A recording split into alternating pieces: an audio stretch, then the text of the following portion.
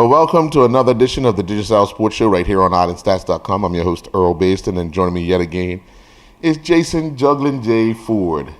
I didn't get blown away. Well, it's a little windy. Just a tad. Just a tad? Just a tad. But beautiful temperature. You know why? Because this is what Bermuda needs. Bermuda needs a refreshment in the air. Well, the trees are going to get a haircut. I can promise Sure. Just to grow back when the summertime comes, they'll be all right. Now, what we got? Well, you know, Bermuda won the 2020 tournament in Argentina. They defeated Cayman on Sunday in a 50-over match. Have Argentina later today. We had 37 goals scored in some trying conditions over the weekend in football. Which I had told everybody. Yeah. The weather's going to play a factor. Oh, yeah. Deviant. You had Dante Lavrock scoring his first goal in Estonia. Nice little tap in. Sure. Hey, a girl is a girl is a girl is a girl. Yeah. You had Reggie Lamb watching from the sideline for Carlisle United. Nakeem Wells not even in the team. Yeah, that was... We had the finishing of the Bermuda Open Squash Tournament on Friday night. Had a Englishman and a lady from South Africa as the champions. We had the Grey Goose Golf Tournament 1 round. Oh, boy, that was... Yeah, couldn't play the second round. No second round play. That ain't gonna happen. And I thought it was going to have some type of shootout. Did you see the VN? God, they worse. Yeah. And then, of course, we had records broken by 2 different swimmers. Madeline Moore over in Scotland. Yep. And Elon Daly over in Canada. I was going to say, the Dailies have been quiet last but when they come on strong. Yeah. And then a bit of bad news, but quickly on to the road of recovery.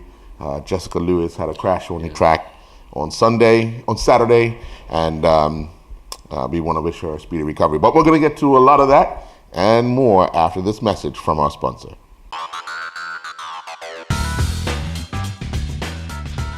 You may have heard Digicel is bringing the only true fiber-to-the-home network to Bermuda. But what does that mean? Fiber-to-the-home is the fastest and most reliable way to access the internet. And with Digicel's fiber internet, the fiber goes all the way into your house. It doesn't just stop at the street. That means you'll get consistently fast speeds you can rely on. Think of it as a brand new internet highway that goes all the way into your home or office, and you can be one of the first to enjoy it. Visit digicelbermuda.com/fiber to register your interest in Bermuda's only true fiber to the home network. Well, Jay, Bermuda needed to get over the hump by defeating Cayman in their final 2020 match in Group B, and did just that with 1 ball to spare. It is what it is. Yeah. You know, the funny thing was on Friday, I went to the Gerard Houllier meet and greet, because we're going to talk about that as well, and was talking with Lionel Can.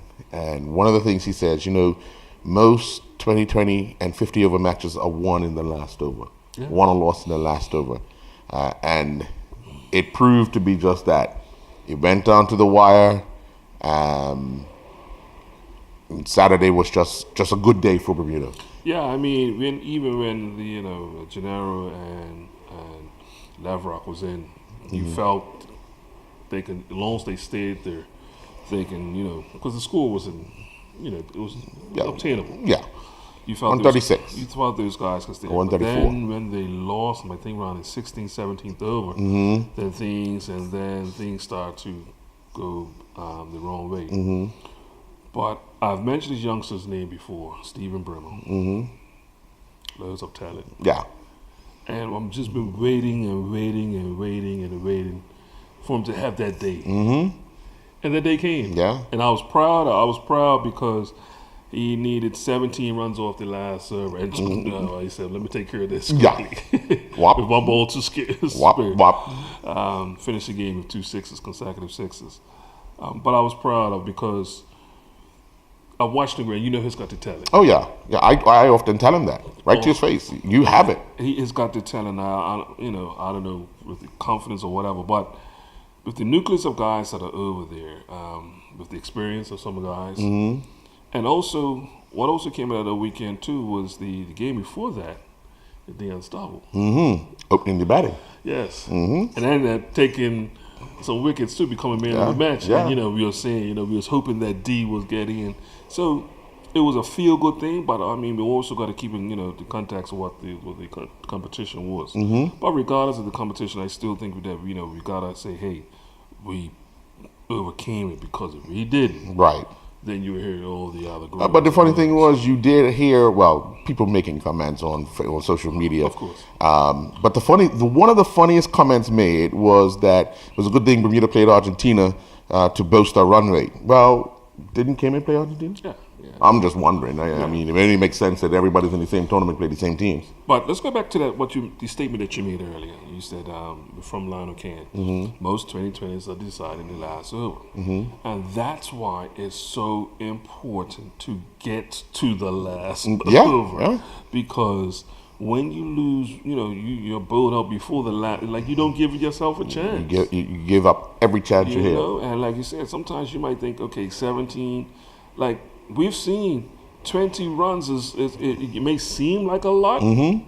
Hit the first ball to the boundary. It could be a 4-6. Things getting tight. The fielding team changed. Everything changes. Gets tight. So, and we've seen that in many competitions. So, it's a good thing for those guys. And then, like I said, coming up to 50 over victory the day after, I think it really builds well for them. Yeah. So, but that, like I said, my expectation was for the guys coming away with victories in the Hill tournament. Right. So they're going ahead to what I was expecting, but some of the guys I wasn't expecting to Crazy James playing good. Yeah. But see, this is what is needed. If you get the opportunity, you got to grab it with both hands. We'll draw the reference of Nakeem Wells. He got the opportunity and he grabbed it with both hands, and you have to take that and run with it. And that's what some of these youngsters have done on this small tour. But now, guess what? They're giving the selectors and the coach a headache. Now, keep in mind, and I said this on the last show, keep in mind that we're playing against these teams that are in their season. Yes. We haven't even started our season. Right. But, like I normally do, Earl, let's play devil's advocate. Yeah, sure. Let's play devil's advocate. We're going to play another tournament about our season too. Okay. Let's play devil's advocate. When we do actually have a tournament during the season, ain't there a lot of pushback? Yeah. Yeah. All the time. I can go back a couple of years ago when it was run cup match time. Yeah. And players had to make a choice. You remember that? Yeah. You're going to play for your country, you're going to play for the club. You remember that? Oh, I remember. So true. Yeah. I remember it like it was just yesterday.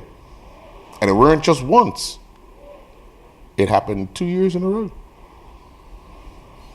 Even the under-19 tournament was held over the cup match period. I believe you was away. One of them.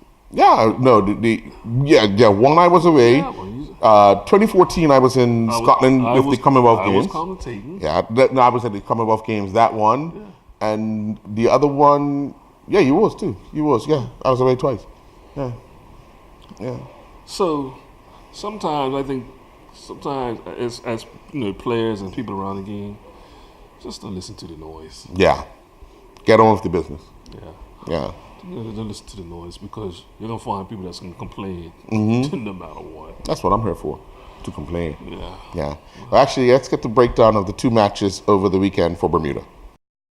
Bermuda took on Cayman Islands in a 50-over cricket match reduced to 40 overs due to rain and defeated them by 4 wickets yesterday. Cayman Islands batting first were bowled out for 149 after 37.5 overs. Omar Wills was their top scorer with 42, while Jacoby Robinson was the pick of the Bermuda bowlers with figures of 5 overs, 1 made and 2 for 11. In reply, Bermuda would score 150 for 6 after 24.3 overs. Kamal Levrock was the top scorer with 68 off of 41 deliveries, hitting 8 fours and 3 sixes. sixes. Levrock shared a 100-run opening wicket partnership with Terran Frey, who scored 33. On Saturday, in the final match of the ICC Americas Regional 2020 tournament in Argentina, Bermuda avenged their defeat to Cayman Islands earlier in the tournament, defeating them by 4 wickets with 1 ball to spare. Needing 11 runs off of the final 3 balls, Stephen Bremer hit back-to-back sixes to earn Bermuda the win. Cayman Islands batted first and they would score 134 for 7 in their allotted 20 overs. Raymond Seeley was their top scorer with 26, while CJ Otterbridge was the pick of the Bermuda bowlers with figures of 4 overs, 2 for 19. Gennaro Tucker bowled 4 overs, 2 for 20. In reply, Bermuda would score 136 for 6. Levrock was again the top scorer with 31, while Bremer scored 26 not out off of 14 deliveries, hitting 1-4 and those 2 sixes. With the win, Bermuda won the group. You may have heard Digicel is bringing the only true fiber-to-the-home network to Bermuda. But what does that mean? Fiber to the home is the fastest and most reliable way to access the internet. And with Digicel's fiber internet, the fiber goes all the way into your house. It doesn't just stop at the street. That means you get consistently fast speeds you can rely on. Think of it as a brand new internet highway that goes all the way into your home or office, and you can be one of the first to enjoy it. Visit digicelbermuda.com/fiber to register your interest in Bermuda's only true fiber to the home network. The weekend you got away. 37 girls in total. To be honest, I didn't think any matches will be played, especially on Saturday. Especially on Saturday. But the 3 played. Down at Garrison, Crossroads, played at PHC, Premier Division match, 3 o'clock in the afternoon. Mm-hmm. We both took PHC, and PHC won 2-0. Interesting, but with Crossroads, and you said it before in another show, earlier, another show before this, that Crossroads is safe. Anything they get from here on is a bonus. They could be the spoilers, but we've been saying it for the last few weeks that PHC right now in a class right by themselves, and they clearly showed it in under the conditions in which they played here. And I even mentioned in the last show, I didn't think the conditions will affect PHC as much because of how they play the ball now, Yeah. you know. Years ago when they kicked and ran. Yeah, they're a little bit different because we saw that in other matches, especially the pageant match. Just balls, crosses the wrong way. Hey, juggler saying that deal. Juggler saying that deal. Patrick Hey, T. I said in that man. But crosses being held up and things of that nature, So, bitch, there's the times where, you got to take the short corners and work the way in or work the way from the back out and differences. So, but you've seen a lot of the style being changed to like that anyway. Right. But this week, you definitely needed to play that. Yeah. Everything had to change for you. You couldn't go to your norm. You had to change it up a little bit because of the conditions. I remember as goalkeepers, we used to drop kick. Yeah. Yeah. Because you wanted to drive the ball. The ball, so we used to drop kick and stuff like that. Now again, with the wind, pump it as high as you can. Just run. And just let it fly. Yeah. Just run. But there's the things that, and I think, with players, I think, to be honest with you, I think players like it, man. Otherwise, I just think players. Once you're warm, and you can under any conditions. Even rain, it's like, I used to actually enjoy playing in the rain. Yeah, me as well. But like I said, once I was warm. Yeah. Well, we're going to stay in the first division, in the Premier Division, only because PHC at 5 o'clock had a 6-point lead. And one of the teams playing at 9 o'clock was right behind them in Devonshire Cougars. Yeah. Now, they needed to win to stay within those 3 points of PHC. They took on Flanagan's. Both of us took Devonshire Cougars. Yeah. That match ended 1-1. We didn't see that coming. Not at all. Yeah. Not at all. Well, the pub boys, I hate to say it, but the pub boys love those conditions. That's my point. Sliding rather. That's my Tackling point. rather. That's my point. Yeah. That's called crunch. Sure. Sure. And it'd be interesting how, the Cougars players responding to that because it can be quite frustrating. Yeah. And I tell you, when it gets to games like that, when we talked about, I believe it was, I can't remember who they played last week. Who, Flanagan's? Flanagan's, yeah. Or was it Robin Hood? But I tell you, Yeah, they played Robin Hood. but I tell you, it all depends on how the referee calls the game. Mm-hmm. Because of those teams can be very physical. Yep. And if the referee is one who loves to play a little bit, Yeah. then they have the upper hand. If the referee likes to put the whistle in his mouth, then they will be at a disadvantage. Right. Now, we're going to stay in the Premier Division. We're going to go to Sunday, and then we'll go back to the First Division. Okay. One of the teams that wanted to close the gap, obviously, Robin Hood. They're going into the match, they're 6 points behind PHC. They beat Somerset 3-0 to move within 3 points. Still looking to defend their title because they are the defending league champions. But no surprise them beating Somerset in Somerset. No. Because both of us took Robin Hood. That was pretty easy. Yeah. And then this is a shocker. But we talked about it in great length, Dendy Town and Boulevard, because we talked about Boulevard beating Dendy Town down in St. David's, that back of town rivalry that those two teams would have.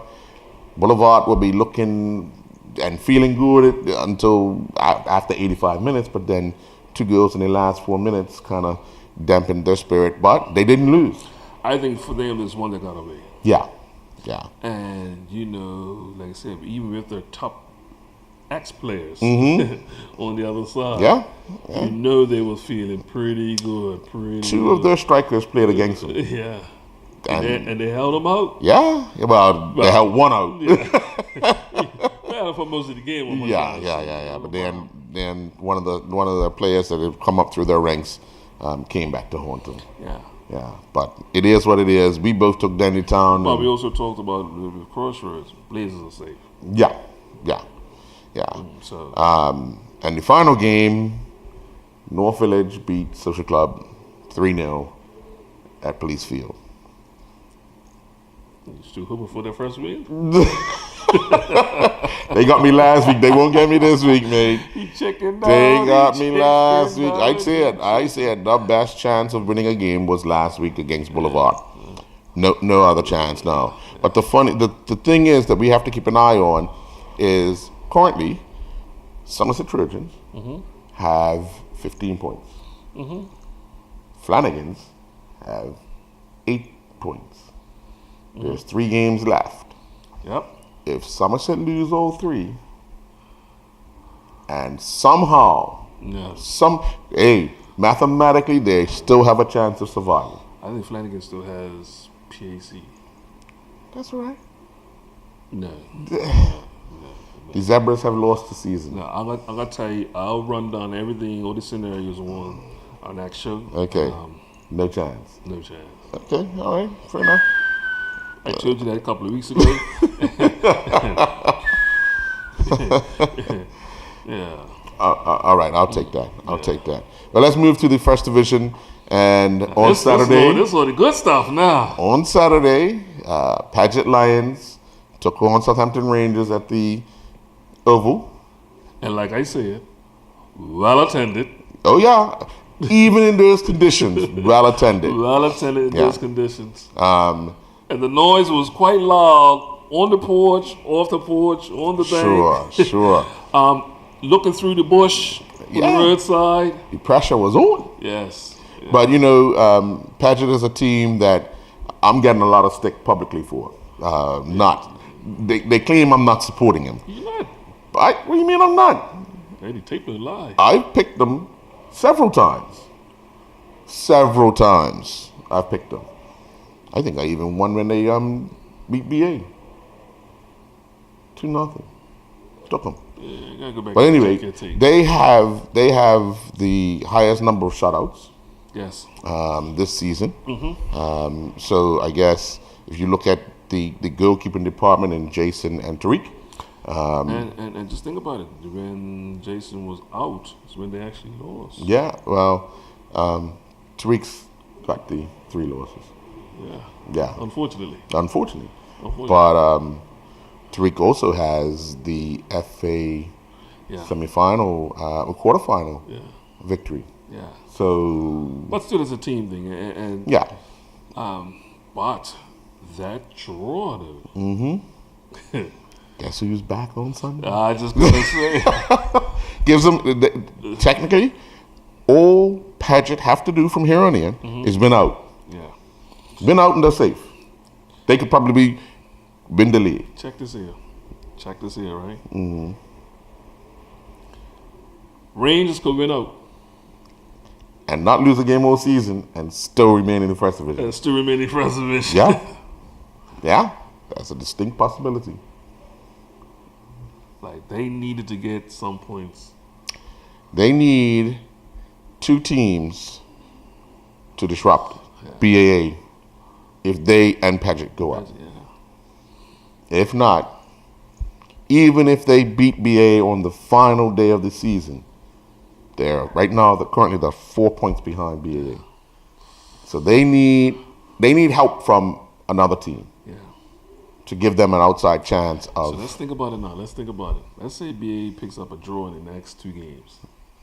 All hands on deck. But the problem is, BAA have a far superior goal difference. They do. They're plus 57. Yeah. Going into the weekend, they were plus 50. They're gonna need a loss. Yeah. That's what's gonna.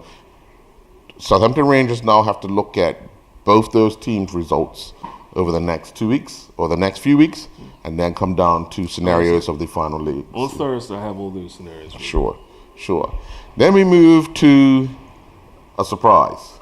Not the victory. No, not the victory. The score. Yes, what You thought I was joking, didn't you? has happened to the Warriors? I got the cricket pads on. You absolutely right. The cricket season has started already. For some reason, they seem to packed it in. Well, they went to Wellington over a week ago and lost to Hamilton Parish.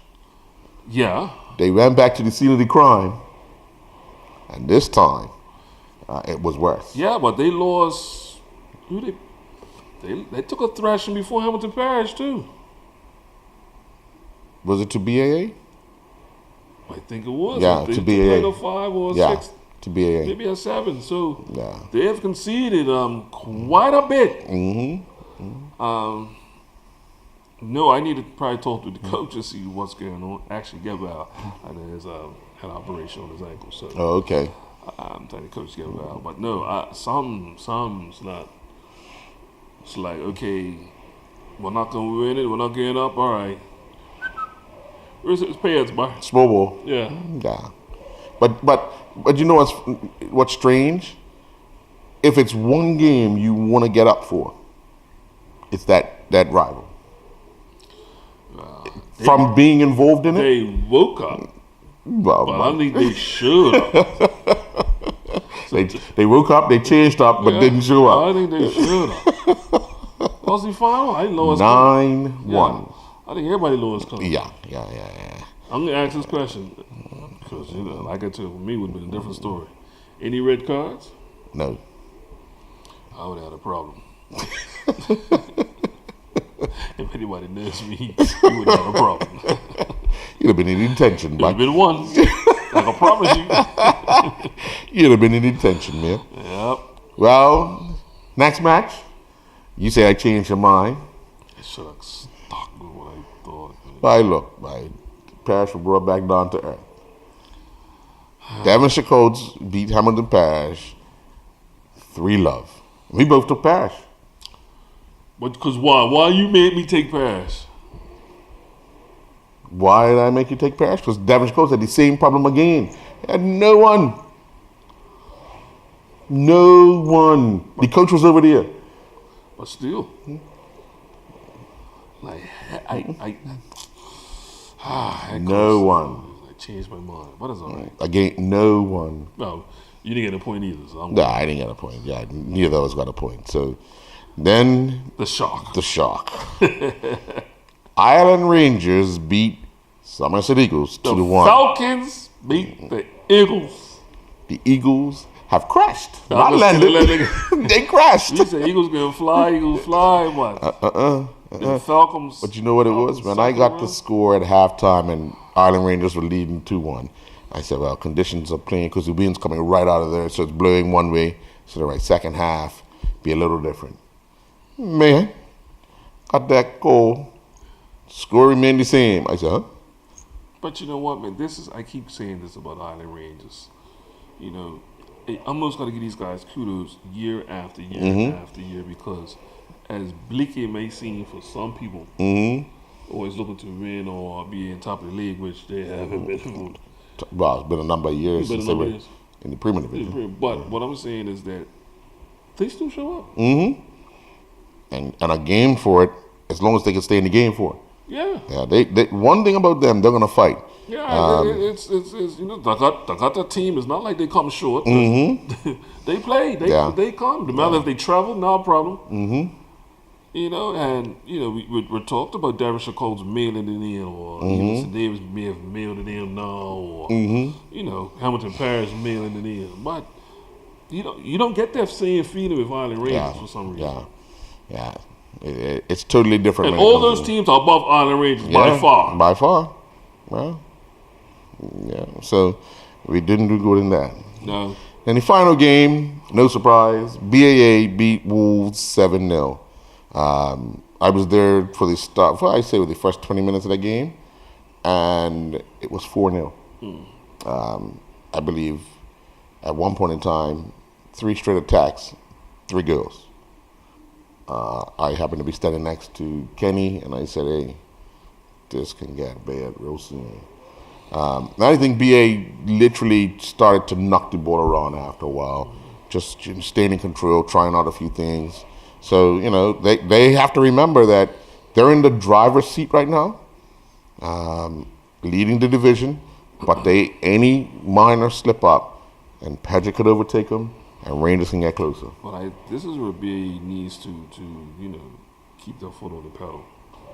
Because, yes, they're in a fight for, you know, the title. But what happens when you win the title? Come up, right? Yeah. Oh.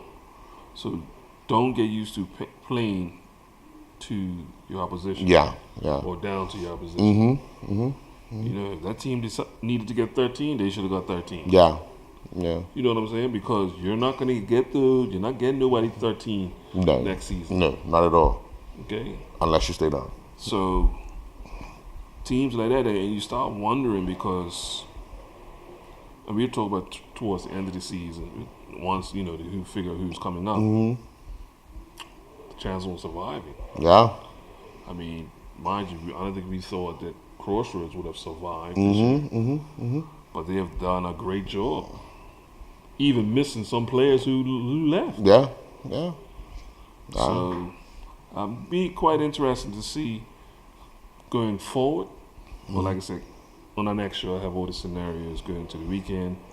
And hopefully the weather, might be still some wind around, but hopefully the weekend, it doesn't affect too many games. Right.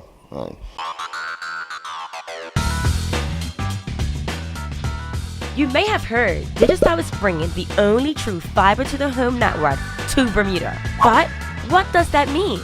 Fiber to the home is the fastest and most reliable way to access the internet.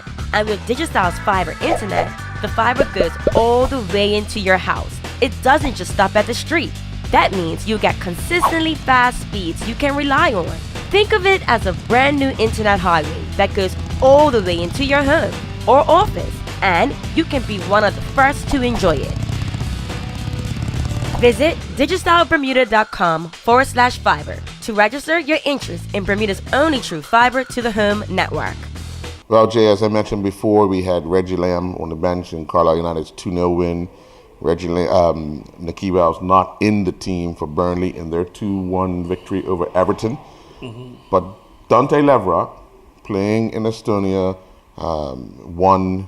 him and his team won the opening game 5-0. He managed to score that 4th goal. We'll take a look at that goal. Plus, got a chance to speak with Gerard Houllier in a meet and greet at the National Sports Center. So let's get Dante Levrock's goal and then the interview and press conference with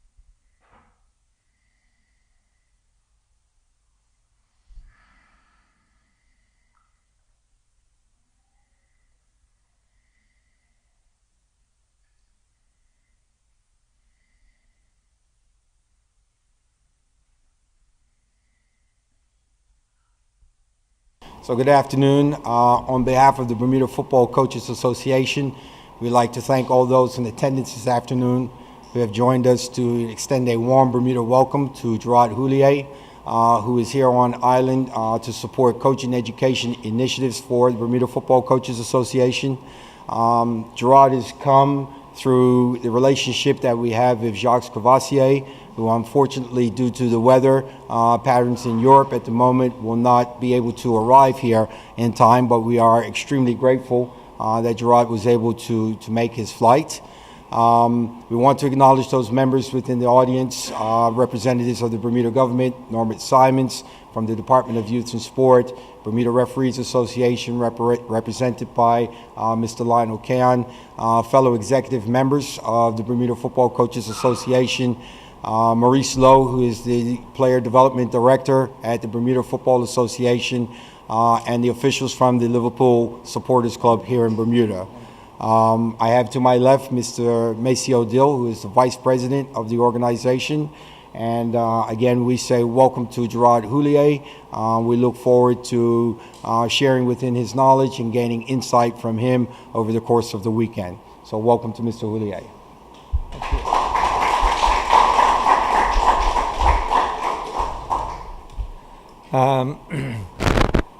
Good morning to everybody. I must say I'm a bit embarrassed by what he said, but anyway.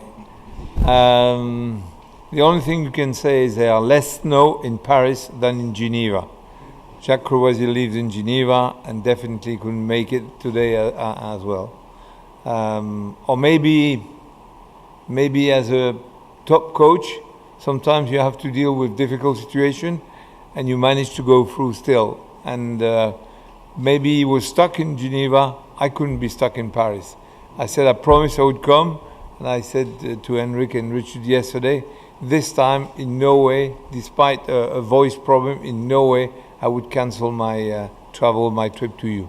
Thank you very much for your hospitality. Jack told me you were nice people. I think he told me, he didn't tell me the truth. You are outstanding people. The hospitality, the warmth, the smile on your face is great. I mean, you feel you want to give because you feel people are ready really to share something, some experience with you.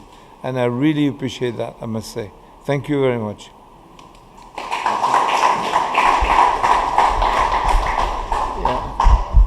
Part of our mandate, as we're a young developing football nation, part of our mandate is to look to properly educate our coaches. And with Gerard here, definitely working in France with the likes of Henri during the times of the 1998 World Cup champions, it bodes well for us to be able to pick his brain as to the development that he's been through to make those things happen. I keep saying on the public airways, going forward, the World Cup is going to 48 teams. That's going to increase the opportunity through CONCACAF for small nations like Bermuda. We're going from three spots to 8 spots, potentially 9 spots. So it's important in Bermuda that we get our domestic product right, because as been said before by the likes of people like Kenny Thompson, myself, we have some very, very ambitious young players. We have at young players, world-class young players. What we need to create in Bermuda is world-class coaches that can facilitate the ambition and the growth of those young players.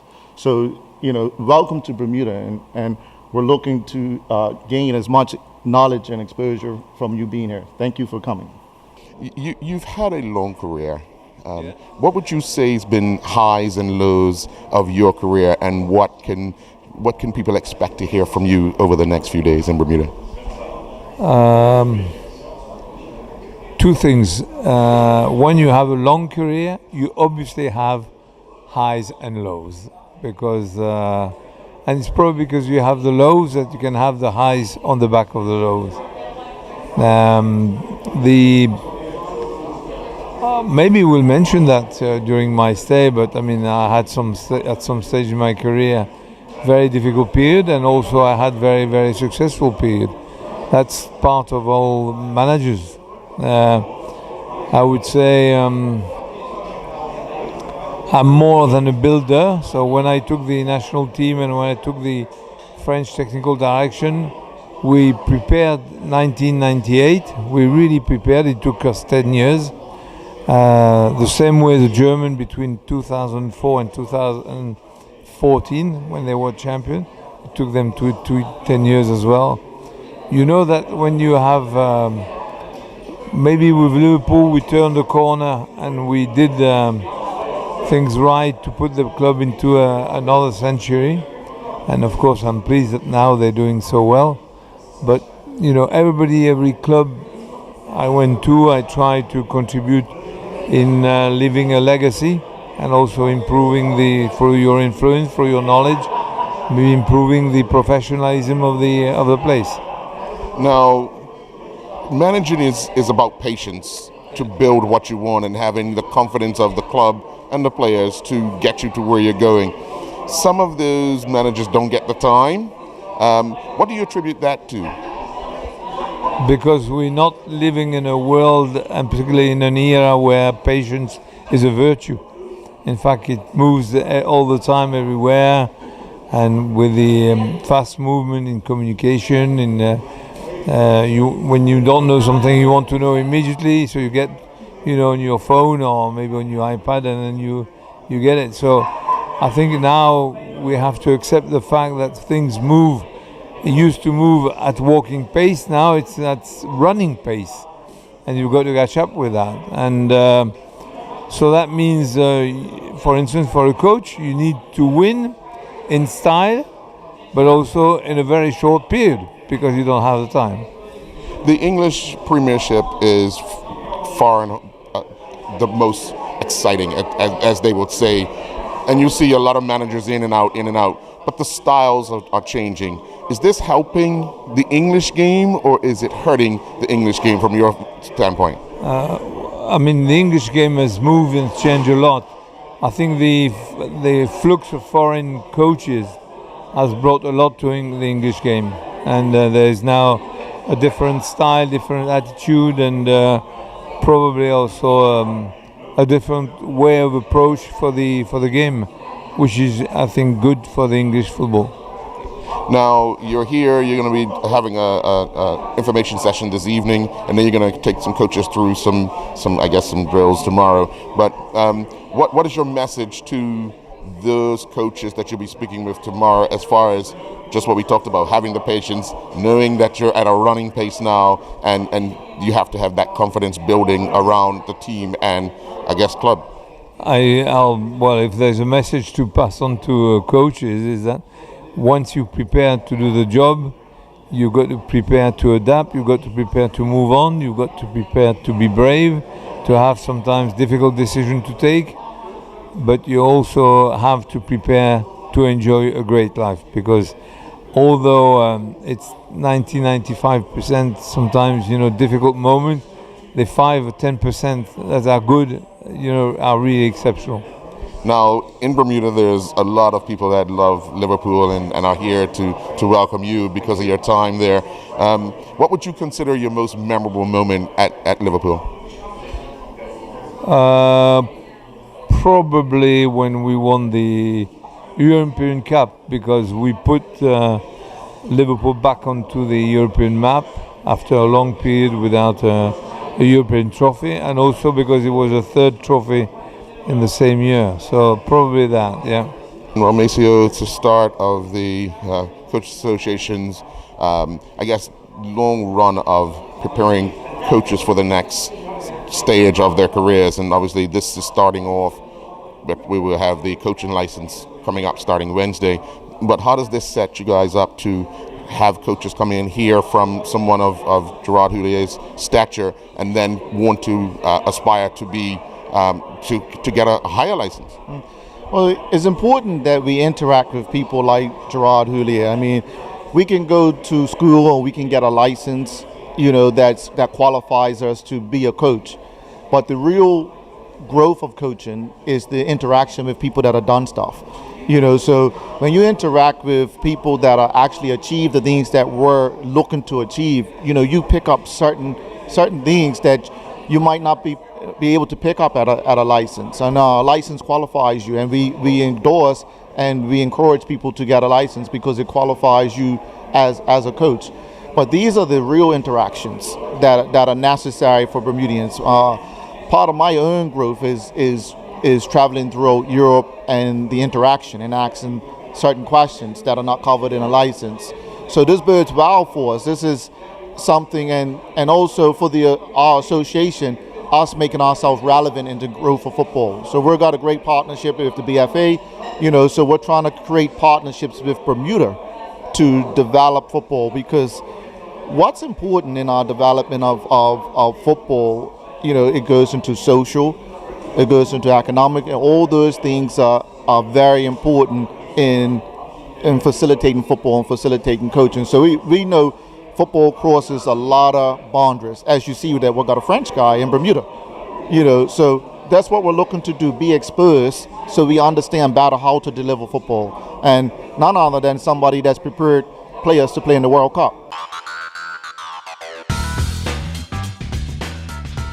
You may have heard Digicel is bringing the only true fiber to the home network to Bermuda. But what does that mean?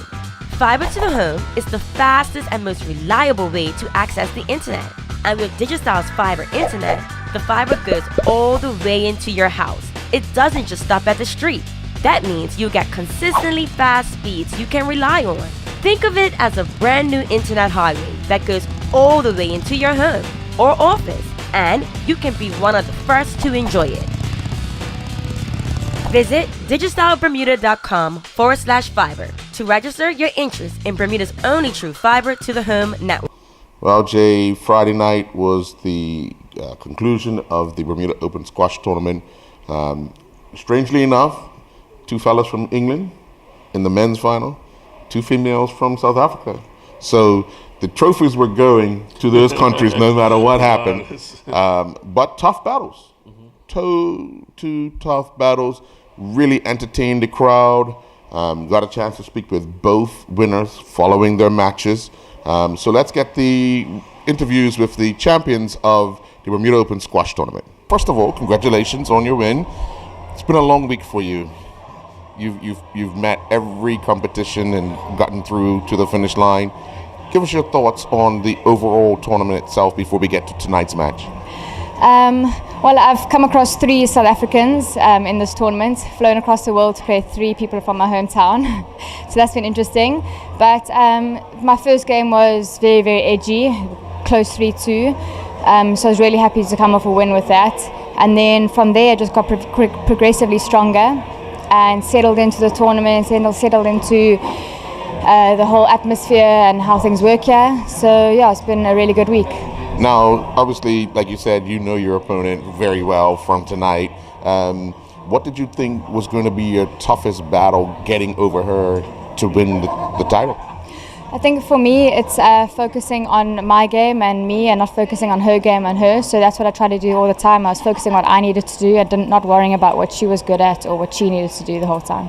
You seem very relaxed throughout the entire match, even losing a game, but were you just trying to control your emotions? Yeah, I've really been working on the mental side of my squash and staying calm and content and staying in control the whole time. So I'm really glad it paid off this time, because I can sometimes get a bit worked up and then it just throws my whole game. So if I stay calm and content, if something happens 1 point, you move on to the next point. Now, give us an evaluation of Bermuda. Your first time here? Yeah, it's beautiful. I come from Cape Town and I think Cape Town's beautiful, but Bermuda is lush. Very, very nice. Well, congratulations. You're the Bermuda Open champion. Oh, it's been a tough week. You've played a person from Bermuda, and you said in your acceptance speech, the crowd kind of helped you out some ways. But overall, how's been the tournament for you? It's been great. I think I improved my performances every match. That wasn't intentional, but I guess it just panned out that way. Played well in the final. I wasn't expecting to win 3-love, to be honest. I was expecting a tough match. I could have gone either way, but I played well today, so happy. Right from the start, obviously you had Noah Brown from Bermuda. A bit challenging, but you overcame that. semi-final was another challenge for you, overcame that. How do you keep your emotions intact when you're playing such a high level of squash? I think it comes from, I guess a lot of it is natural, but then at the same time it does get to you, especially when when you're playing someone Bermudian and the crowd is going so crazy. You really got to keep it in check and really just try and blank it out, almost use it as motivation, but it doesn't always happen that way. Now, in your acceptance speech, you mentioned something about your mate passing away while playing squash. It's such a strenuous sport on the body. What's your advice to folks about making sure they are tested and make sure everything's okay before playing in a tournament or even in a recreation tournament? Well, I don't know about in Bermuda, but in England we have a charity called Cry, and they test people for free all around the country.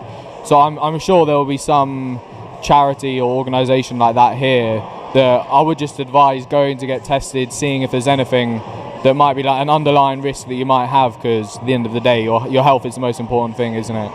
Now, obviously, you're in Bermuda, weather-wise. It's quite warm here. How did you think you would manage a week-long tournament in this heat? Well, the first day I got very sunburned, like typical Englishman, I guess. But just drinking loads of water, to be honest. And with this, a hurricane coming now, we're battening down the hatches and just trying to stay safe, I guess. All right, well, congratulations to be the 2018 Bermuda Open champion. And we look forward to seeing you coming back to defend your title next year, hopefully. Well, we're in the 4. It was one round. That's it, one round. And that was in some tough conditions. On Friday, the Grey Goose tournament got underway at the Turtle Hill Golf Course. It were in no turtle. It was pure windy. Turtle went in the shell. Yeah. That was Friday. Saturday, they had to cancel the play only because, it was maybe 75% worse than it was on Friday. You had some hard squalls coming through. It just made it too challenging. They tried to place a golf ball on a green, and that would just roll off. Yeah, so, where San Andreas Princess is it's quite open, especially where the wind was coming. No. It would have been virtually impossible, especially coming around the backside. Right. Of the course. Some hills would have been covered. Others would have been the front exposed. side might have been okay. Yeah. Once you got down the drop Mm-hmm. and to play along the South Shore side. Yeah. But once you went around the corner, It was over. yeah, it was you're exposed. Yeah. The wind was coming out of the west. So, but hey, good to see a couple of. Well, it was only one run. Yeah, one round. Yeah, but in the different categories, you had some Bermudians that would have been crowned champions. So, congratulations to everyone that won. Unfortunately, it was just one round. Mother Nature we can't control, but picking up a $10,000 check for one day's piece of work. Sure. Thank you very much. Sure. Next. What I get for clean the club? Something. A towel to keep cleaning the clubs. A brand new towel. I tell you. Yeah. Well, Jay, we're going to go to the sport of swimming now. And of course, Madeline Moore was competing over in Scotland, and Elon Daly was competing in Canada. Both these young ladies are exceptional athletes for the standard in which they swim in Bermuda, and breaking records. Elon Daly currently holds every single discipline record for girls aged, I think, 11, 12. Yes. And her brother, Elijah, holds every single record in the 10 and 11-year-old age. Think they made a name for themselves? It's edged in stone right now. But let's get the report of Madeline Moore and Elon Daly swimming and breaking records. Multiple Carifta Swimming Championship medalist Madeline Moore has lowered the Bermuda record again, this time in the women's 50-meter freestyle. During the A final of the Edinburgh International Great Britain Swimming Championships, Moore clocked the 6th fastest time of 26:26, which broke her previous record of 26:33 she set during the preliminaries. Elon Daly competed in the Ontario Winter Swimming Festival Championships in Canada. Daly competed in 6 events, winning 5, finishing second once, and broke 2 2 Bermuda records along the way. Daly touched the wall in a time of 2:23.44 on her way to winning the women's 200-meter individual medley gold medal and breaking her own record of 2:23.82 she set back on February 19, 2017 during the Swim Ontario Winter Festival. Daly would finish second while breaking her previous record time of 2:29.82 she set back on June 19, 2016 during the Ontario Summer Festival in the women's 200-meter backstroke when she clocked a time of 2:19.81. Well, the Pink Panther scratched up. The little engine that could is Pink Hurricane. Pink Panther. She calls it Panther. You call it Hurricane. Both of them are scraped and scratched up. But Jessica Lewis, in good spirits, was unable to avoid a overhanging rail that a training group had left. And if you ever watched her compete, heads down, and you're looking at the track, so you know when to turn. But one of her training partners, Austin, was in front. He had a glimpse and saw it, but by the time he reacted, no one else could react, and she was next, and obviously came into contact with it, bruising her ribs. But she's on the mend. I made a joke, and she came back, because the saying for her is, go fast, turn left. Yeah, NASCAR. Yeah. Well, I added one more thing, and look. Yeah, look.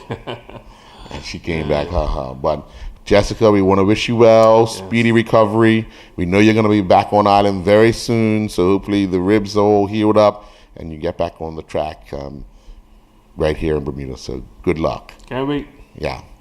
Now, just before we go, Jay, you wanted to make mention of Gerard's talk and about patience in coaching in Bermuda or coaching worldwide. Well, so a man with his track record, obviously, it's worldwide. Mm-hmm. The programs he's put together and teams that he's coached or whatever. But I think sometimes we get caught up in winning so much, we're not developing. Right. So you hear certain coaches they talk about development. Mm-hmm. And development takes time. Plenty of it. That's where the patience comes in. You have to take time because sometimes you must have to change a culture. Mm-hmm. When things go bad, it doesn't happen overnight. No. Some things may have been put in place and just bad habits, and you've got to break those habits. Mm-hmm. There's going to be some tough times. But you talk about the English Premier League, a little bit different than a national sport because the English League, you're talking about a lot of money on a weekly basis. World Cup comes around every 4 years. Right. Well, you might have, other cups here and there, but it's more about development. And it's going to be interesting how the more money comes into the game, Yes.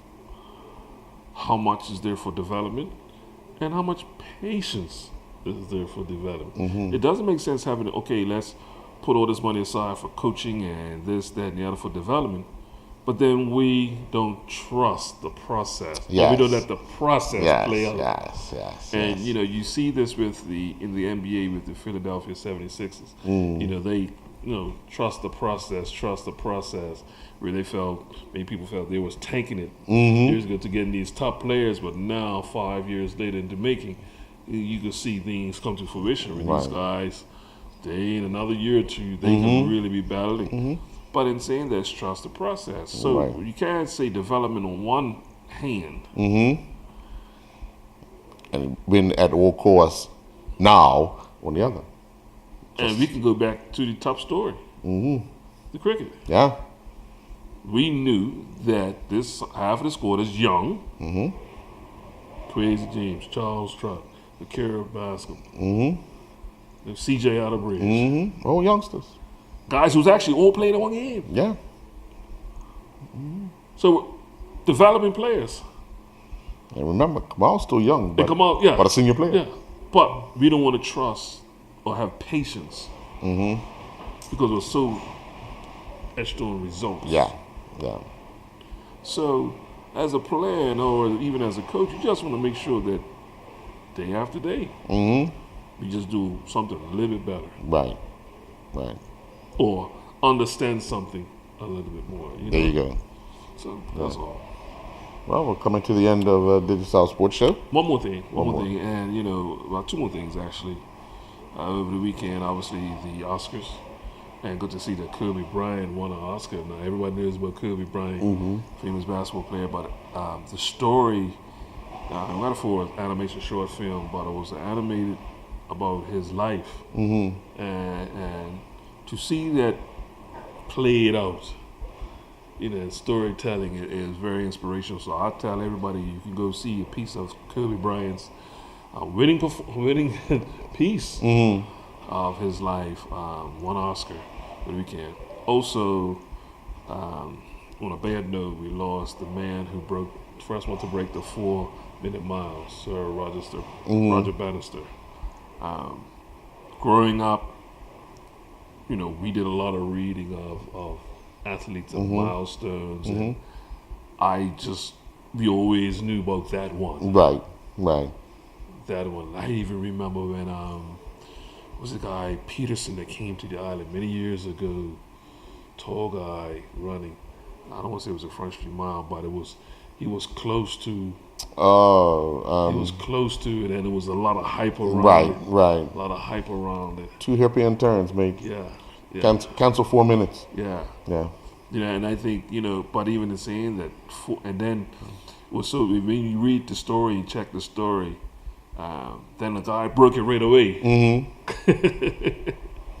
And then he was able to break it again. Right. Yeah. But 4 minutes. But to see, him go on and have a career and have, pave his way and etch his way, especially with the anti-doping that you hear about now. He's one of the guys who pushed for it many years ago. So we lost him at age 88. Okay. But to read up on him years ago, and it was when I saw it come across the line, the wire, I was like, it's just, yeah. But in saying that, hey, we go and celebrate what his accomplishments. Oh yeah, and without a doubt. And like you said, that was something that he done when he was in early 20s. 60 odd years ago. 60 odd years, and 4-minute miles. Yeah. Not that easy. Yeah. We can't even think 4 minutes right now. Also, on another sad note, the captain of the Italian team, I believe. Oh yes. Florentina. Yeah. 31 or 21. Yeah.